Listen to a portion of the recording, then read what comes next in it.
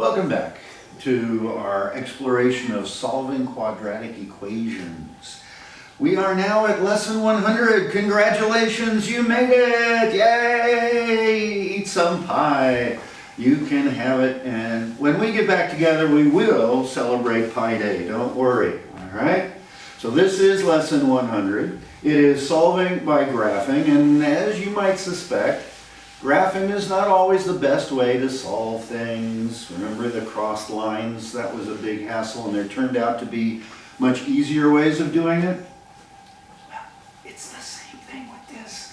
But it's a good exercise in graphing quadratic equations. Just something you should know, but probably not the way you're going to solve quadratic equations. So let's just go through this as quickly as we can here. All right? So we are looking for roots of a quadratic equation, just another name for solutions, all right?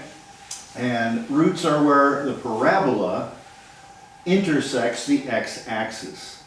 So when you do a graph and that parabola intersects, touches, crosses the x-axis, those points on the x-axis where that happens are called the solutions to the equation, all right? They are also known as the zeros of the function. So we've got solutions, we've got roots, and we've got the zeros. All mean the same thing when it comes to quadratic equations.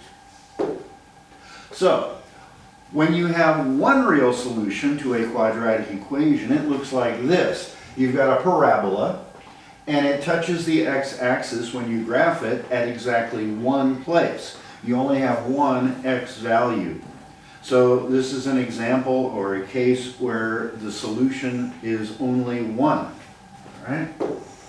You look at something like this, here's another parabola opening downward, right?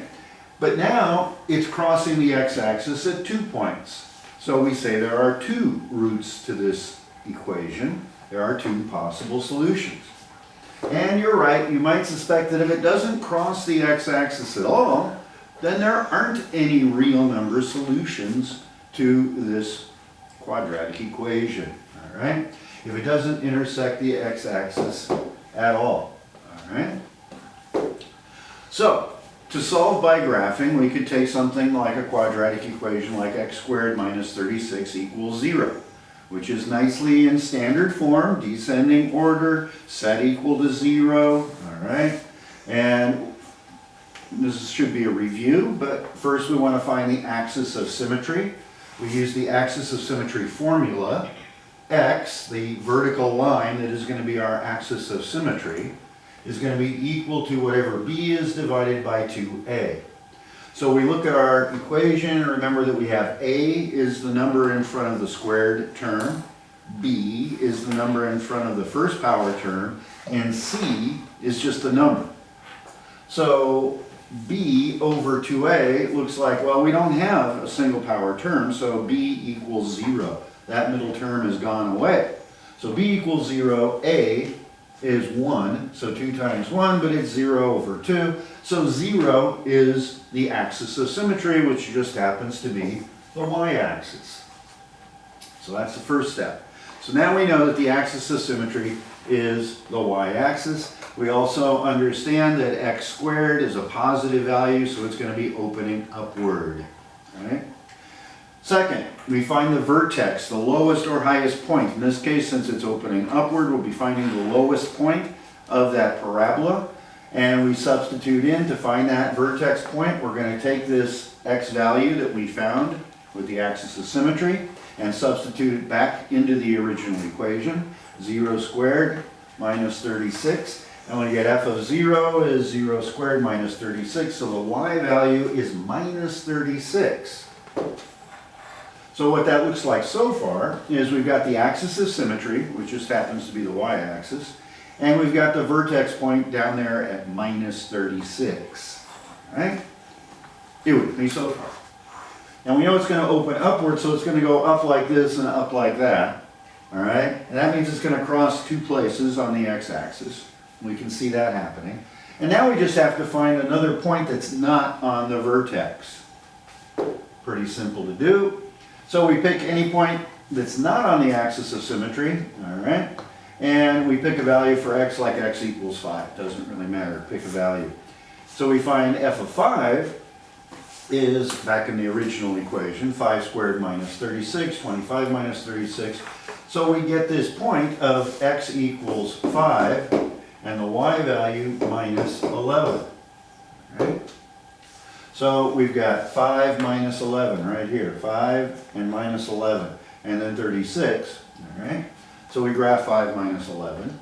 And then we find this point's mirrored image reflected over the axis of symmetry. We are 5 away in a positive direction from the axis of symmetry, and we are down 11. So its mirrored image would be 5 in the opposite direction and down exactly the same. We would have this mirror point right there, right?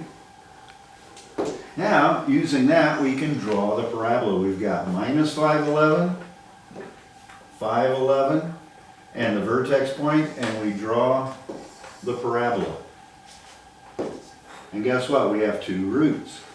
And here's where it all falls apart. If you're just sketching, it's going to be very difficult to tell where exactly that happens to lie on the x-axis. So if you're going to do this for real, you really need to use graph paper. All right? And, I mean, it's a good exercise in graphing, but we could have done the same thing if you would have recognized that we were dealing with the difference of perfect squares, right? So we could use our old friend factoring. And we factor x squared minus 36 into the difference of perfect squares, x minus 6, x plus 6. It's already set to 0. We set each factor equal to 0, x equals 6, x equals minus 6. And the roots then are plus or minus 6, which, I mean, does go with what we would have had on the graph. If we'd have done this exactly right, we would have seen that it crossed here at 6, and it would have crossed here at minus 6. All right?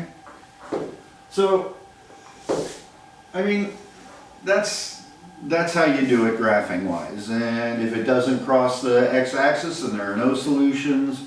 If the vertex is 0, then boom, you're done, because that's the one solution you're going to get. But hey, this is lesson 100, so if you do lesson 100, A to C, and 23 to 26, then I guarantee you're going to get a 100 on lesson 100. All right? Don't forget to have some pie.